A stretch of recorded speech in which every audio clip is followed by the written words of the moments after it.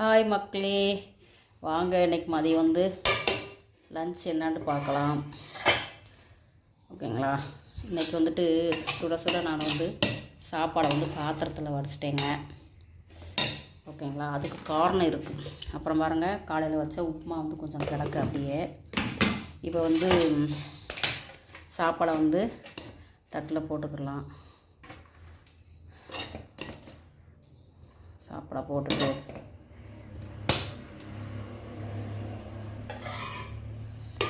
நான் பாத்திரத்தில் வடித்ததுக்கு காரணம்னு சொன்னேன்ல, அது இதுதாங்க அந்த காரணம்.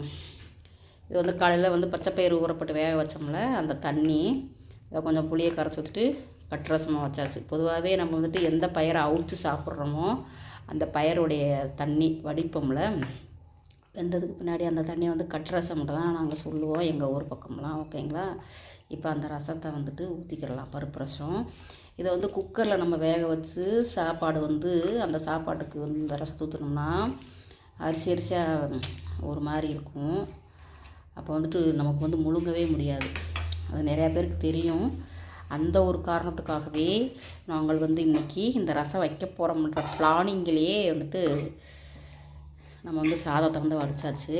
இது என்னன்னு பார்த்திங்கன்னா வாழைத்தண்டு பொரியல்.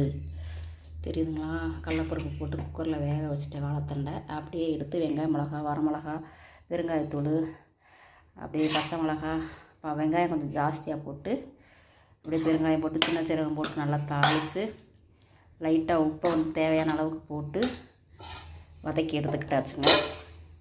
அதனால் வடித்த சாதம், பச்சைப்பயிறு வேக வச்ச ரசம், அப்புறமா வாழைத்தண்டு பொரியல்.